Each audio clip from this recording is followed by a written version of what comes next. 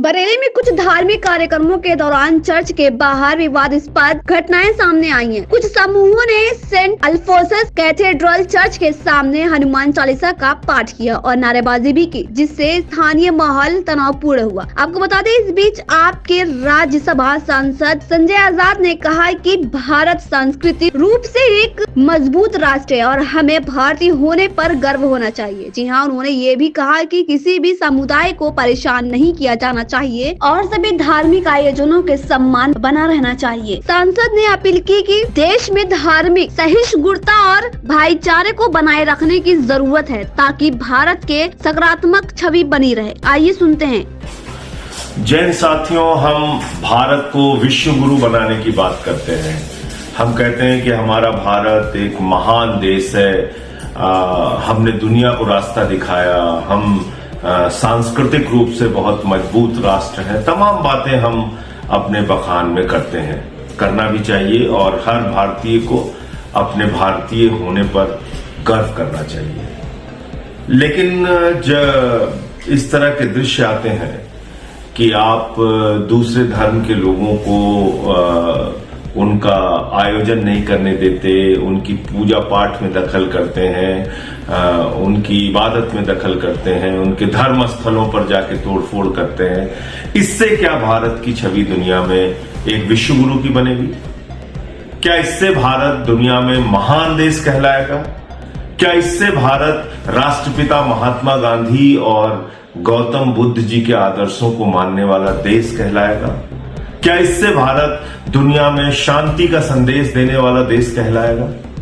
आप कल्पना कीजिए, जबलपुर में भारतीय जनता पार्टी की एक महिला नेता ने एक नेत्रहीन महिला को जिस तरह से गाली गलौज किया और उसके सामने उसकी छोटी सी बेटी के लिए कहा कि तू इसको धंधा कराने के लिए लाई है।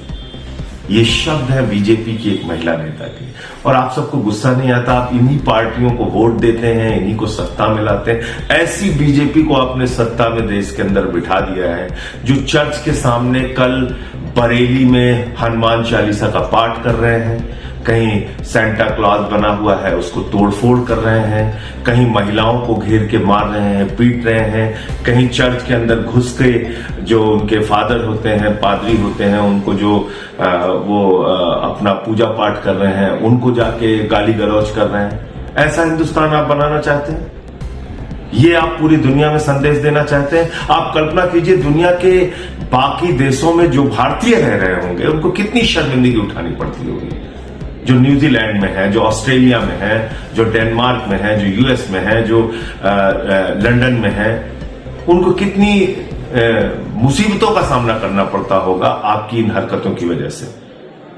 तो मैं अपने सभी क्रिश्चियन भाइयों को आज इस 25 दिसंबर के दिन, जिसको हम लोग बड़ा दिन भी कहते हैं, जिसको हम लोग हैप्पी क्रिसमस के नाम से पूरे देश और दुनिया में आयोजित करते हैं, मैं आप सबको हैप्पी क्रिसमस बोलता हूं, शुभकामनाएं देता हूं। इस देश के लोगों को देता हूं शुभकामनाएं। और अपनी पहचान बना के रखिए। भारत की पहचान राष्ट्रपिता महात्मा गांधी से है। भारत की पहचान गौतम बुद्ध जी से है। भारत की पहचान किसी हिंसावादी देश के रूप में नहीं है। भारत की पहचान गोडसे से नहीं हो सकती, गांधी से है, गांधी से रहेगी। जय हिंद।